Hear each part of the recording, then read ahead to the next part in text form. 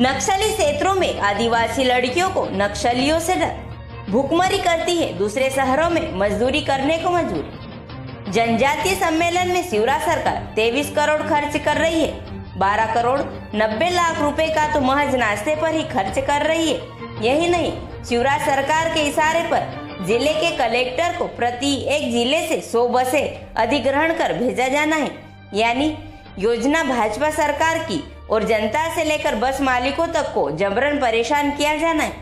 मध्य प्रदेश की शिवराज सरकार और केंद्र की मोदी सरकार ने भले ही 15 नवंबर को जनजातीय गौरव दिवस के रूप में घोषित किया है, लेकिन क्या सही मायने में आज भी देश व प्रदेश के आदिवासी समुदाय के लोग खुद को सुरक्षित व सम्मानित महसूस कर पा रहे हैं? यह एक बड़ा सवाल है, जिसका जवाब न तो राज्य सरकार और न ही केंद्र सरकार सही ढंग से तथ्यों के साथ देने में समर्थ है, क्योंकि मैदानी स्तर पर हालात कुछ और ही है। आजादी के 70 साल बाद आज भी आदिवासी समुदाय से जुड़े लोगों को आर्थिक, सामाजिक और सड़क, बिजली, पानी और रोजगार जैसी मूलभूत सुविधाओं से दो चार होना पड़ रहा है। आखिर कब तक आदिवासी समुदाय के विकास पर करेंगे चर्चा? राज्य की भाजपा सरकार आगामी विधानसभा चुनाव के मद्देनजर आदिवासी समुदाय को साधने के लिए 15 नवंबर को जनजातीय गौरव दिवस पर विशाल जनजातीय महासम्मेलन का आयोजन करने जा रही है। इस आयोजन के लिए सरकार लगभग 23 करोड़ रुपए से भी अधिक की राशि खर्च करने जा रही है। इसमें 12 करोड़ 90 लाख का नाश्ता, भोजन और परिवहन पर, 9 करोड़ ब्रांडिंग और टेंट पर खर्च किए जाएंगे। भारतीय जनता पार्टी के नेता राज्य सरकार के कोष से सिर्फ जनता के पैसे की बर्बादी का जश्न मनाने जा रही है, जबकि देखा जाए तो यदि राज्य सरकार इतनी ही राशि से किन्हीं 3 से 4 आदिवासी बाहुल्य जिलों में विकास से जुड़ी योजनाओं का लाभ पहुंचाती तो निश्चित तौर पर सही मायने में जनजातीय गौरव दिवस सार्थक साबित होता। पलायन करने पर मजबूर है आदिवासी बहन बेटियां।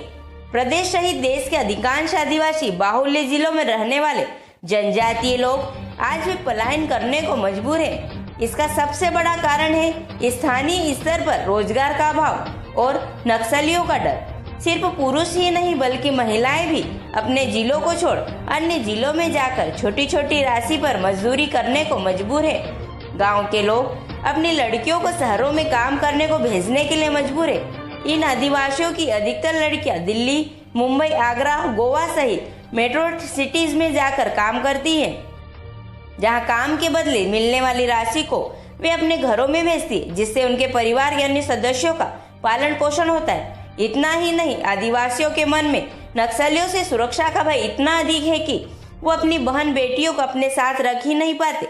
छत्तीसगढ़ में लगभग नक्सलियों के भय से लगभग 700 गांव खाली हो गए हैं। मध्य प्रदेश में बालाघाट, डिंडोरी, मंडला, धार आदि क्षेत्रों में रहने वाले बेगा, सहरिया, गोंड जनजाति से जुड़े लोग या फिर छत्तीसगढ़ के बस्तर, नारायणपुर, दंतेवाड़ा, बीजापुर, सुकमा, सूरजपुर, बलरामपुर, कोंडागांव, कांकेर, सरगुजा, कोरिया, कोरबा एवं जसपुर झारखंड में निवासरत उरांव, कोरवा, आदिम, सेरिया, असुर, लोहारा, संताल जनजाति से जुड़ी महिलाएं हो या पुरुष, सभी अपना घर परिवार छोड़ आर्थिक तंगहाली को दूर करने के लिए पलायन करने को मजबूर है।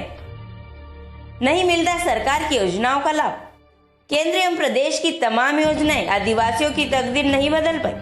आज भी तमाम परिवार झोपड़ियों में रहने के लिए मजबूर है। इतना ही नहीं, आदिवासियों का पलायन रोकने में मनरेगा नाकाम साबित हो रही है। मुख्य धारा से सटे लोगों के जीवन स्तर में सुधार लाने के मकसद से केंद्र एवं राज्य सरकार द्वारा अनेक जन कल्याण की योजनाएं चलाई जा रही है। इनमें प्रधानमंत्री आवास योजना, स्वच्छता मिशन अंतर्गत शौचालय निर्माण, मनरेगा, राष्ट्रीय खाद्य सुरक्षा कानून के तहत सस्ती दरों पर अनाज, अलग अलग पेंशन योजनाएं शामिल है। इन योजनाओं का लाभ चंद लोगों तक ही पहुंच पा रहा है। मनरेगा में स्थानीय स्तर पर रोजगार व समय से भुगतान नहीं होने की समस्या बनी हुई है। इस कारण कई परिवार महानगरों की ओर रुख लेते हैं। ऐसा नहीं कि विभागीय अफसर और राज्य सरकार इससे परिचित नहीं है, लेकिन वह चुप्पी साधे रहते हैं। झोपड़ियों में रहना बारिश में सीजन में सबसे ज्यादा कठिन हो जाता है। आदिवासी क्षेत्रों में क्यों नहीं होते आयोजन? केंद्र या राज्य सरकार द्वारा बड़े स्तर पर आदिवासियों से जुड़े आयोजन होते हैं। यह आयोजन उन क्षेत्रों में या शहरों में होते हैं जहां आदिवासियों की संख्या न के बराबर होती। मतलब आयोजन करना है तो हजारों की संख्या में आदिवासियों को ढोकर आयोजन स्थल पर लाया जाता है, जिससे आयोजन तो सफल हो जाते हैं, लेकिन जिन उद्देश्यों के लिए आयोजन होते हैं उनकी सफलता पर प्रश्न चिन्ह लग जाता है। बेहतर यह हो सकता है कि यह आयोजन यदि आदिवासी क्षेत्रों में ही किए जाए तो उस क्षेत्र का विकास होगा, आदिवासियों की समस्याओं को करीब से जानने समझने का अवसर मिलेगा, साथ ही आदिवासियों से साथ भी बेहतर जुड़ाव हो सकेगा। बड़ी संख्या में आदिवासियों की सहभागिता भी होगी। आयोजन जन आंदोलन का आकार लेगा। ग्वालियर से विजया पाठक की खास रिपोर्ट।